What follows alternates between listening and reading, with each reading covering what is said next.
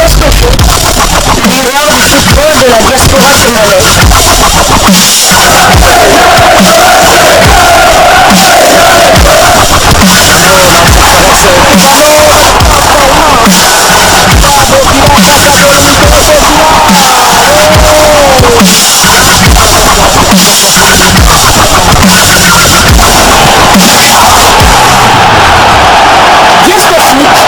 Le miroir du football de la diaspora congolaise.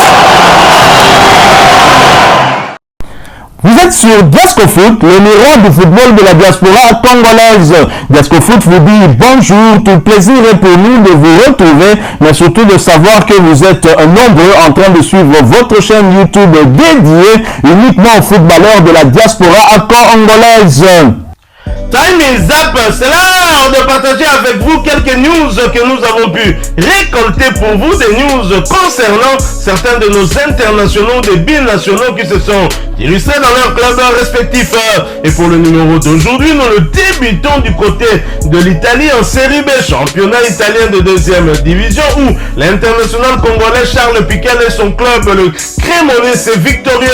Cremonese ramène 3 points de son déplacement sur la pelouse de Ternana, en finale 0 but contre 1. Titulaire dans l'entrejeu de Cremonese, Charles Piquel a disputé l'intégralité de cette rencontre.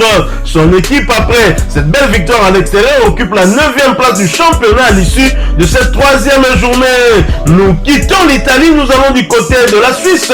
En Suisse, où l'international congolais Elia Meshak devrait rester chez les Young Boys de Berne. Sauf retournement de situation, Elia Meshak devrait rester une saison de plus chez Young Boys de Berne afin de disputer la Ligue des Champions. L'attaquant congolais était courtisé entre autres par VfB Stuttgart, Montpellier et le FC Nantes en France.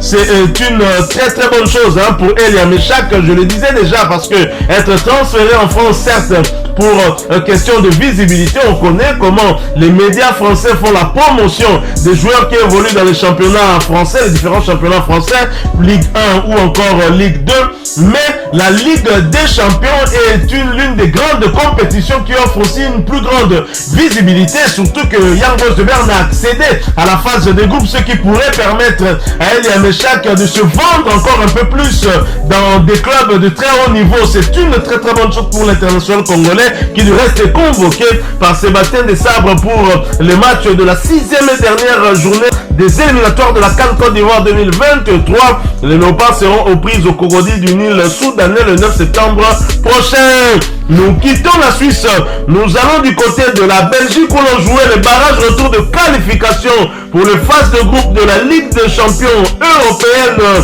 L'AEK Athènes de Grèce qui recevait Antwerp a été battu à domicile sur le score d'un but contre 2. Michel-Ange Balikwisha, petit frère de William Balikwisha, a fait une passe décisive à la 73e minute de jeu et il a inscrit le but de la victoire à la 95e minute de jeu. A noter qu'il était titulaire mais il a été remplacé à la 98e minute de jeu. Il s'agissait de sa 7e titularisation consécutive.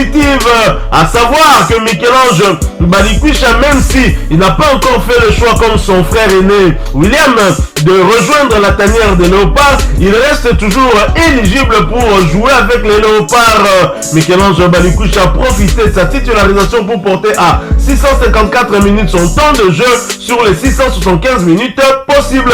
Le binational congolais a participé à tous les 7 matchs avec son club avec à la clé 2 buts inscrits et 2 passes décisives délivrées. Prochain rendez-vous pour Royal Antwerp, ce sera pour le compte de la 5e journée de la Jupiler League, championnat belge de première division, et ce déplacement sur le terrain de l'Union Saint-Gilloise le dimanche 3 septembre 2023 sous le coup de 15h heure de Kinshasa. Nous quittons la Belgique, nous allons du côté de UK en Angleterre où l'on jouait le 2e tour de la coupe de la Ligue anglaise.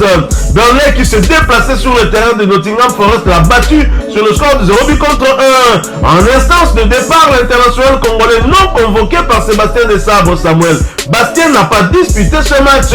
Bernay est qualifié pour le prochain tour et Samuel Bastien voit son temps de jeu rester à 0 minutes sur les 298 minutes possibles. Il n'a participé à aucun des 3 matchs avec son club.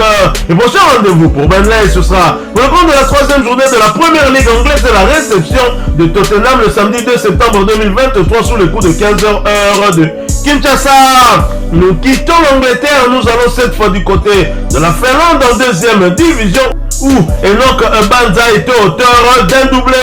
Enoch Banza et Prince Mokuma ainsi que leur club de Japs sont allés s'imposer sur le terrain de Jijika, la lanterne rouge en match comptant pour la 21e et avant-dernière journée de la phase classique du championnat. Score final 1-2. Le jeune attaquant congolais s'est très bien illustré en s'offrant un doublé d'abord à la 56e minute, ensuite à la 60e minute de jeu. C'est 6e et 7e but de la saison pour son 2e doublé dans ce championnat, mais un succès qui n'aura presque servi à rien parce qu'ils vont devoir se battre pour garder leur place dans ce championnat avec les playoffs pour la relégation. Ils occupent après cette belle victoire la 8e place avec 20 points dans ce tournoi à 12 équipes. Ils vont disputer une dernière rencontre pour le compte de la 22e et dernière journée du championnat le samedi 2 septembre prochain face à Kappa avant d'entamer les barrages. Nous quittons la Finlande. Nous allons cette fois du côté de la Corée du Sud en 2e division. Belle opération en déplacement pour Jussi Lupeta et son club de Bucheon. Jussi Lupeta et son club sont allés s'imposer sur le terrain d'Ansan Greeners en match comptant pour la 27e journée du championnat. Score final 1-2. L'attaquant congolais a fait son entrée en jeu en seconde période de cette explication où ils ont été très réalistes en faisant la différence dès les premières minutes, ce qui leur a permis de se mettre à l'abri et de gérer avec beaucoup plus de justesse le reste du match. C'est un succès important dans la lutte pour les playoffs à la montée et qui leur permet de rester au contact. Ils sont sur une bonne série de 4 matchs sans revers, soit 3 victoires et un match nul. Ils occupent après cette belle victoire la 4e position au classement avec 45 points et vont tenter de faire de même lors de la réception de Shungnam Hassan. Ce match est prévu pour le samedi 2 septembre prochain. Nous quittons la Corée du Sud, nous revenons sur le continent. Sur le continent, nous allons du côté de la Tanzanie où se poursuivait la Ligue Kubara, le championnat tanzanien de première division, avec un Maxime Pia Nzengeli très impressionnant. Young Africans s'enchaîne. Young Africans s'est imposé largement sur le score sans appel de 5 buts à 0 face à JKT Tanzania le mardi 29 août 2023 et cela en match comptant pour la 2e journée du championnat. Titulaire du côté de Young Africans, Maxime Pia Nzengeli a inscrit un doublé pour son équipe respectivement à la 78e minute et 88e minute de jeu. Lors de cette large victoire, il s'agit d'une 2e victoire successive de la saison pour Young Africans qui occupe provisoirement la tête du championnat avec 6 points à son actif. Et prochain rendez-vous, Young Africans et Maxime Pia Nzengeli et d'autres Congolais de cette équipe vont recevoir le club de Namungo le 16 septembre prochain. Nous restons toujours en Tanzanie, cette fois pour parler Mercato. L'ancien latéral droit de Young Africans de l'ASV Club Juma Shabani va rejoindre son ancien coéquipier dans ses 2 anciens clubs, Yannick Bangala, dans le club d'Azam FC. Le défenseur congolais a déjà passé sa visite médicale. Bonne chance à Juma Shabani qui trouve un point de chute pour poursuivre sa carrière. Son contrat était arrivé à son terme avec les Young Africans, équipe championne en titre du championnat tanzanien de première division. Bonne chance à Juma Shabani. Voilà, nous sommes arrivés à la fin de ce sujet.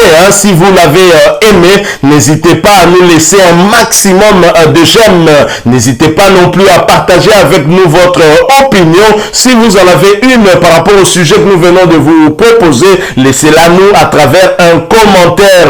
Abonnez-vous si vous êtes nouveau ou ancien que vous ne vous êtes pas encore abonné sur cette chaîne Diasco Foot parce que nous sommes le miroir du football de la diaspora congolaise. Et n'oubliez pas qu'en vous abonnant apparaîtra une petite cloche de notification.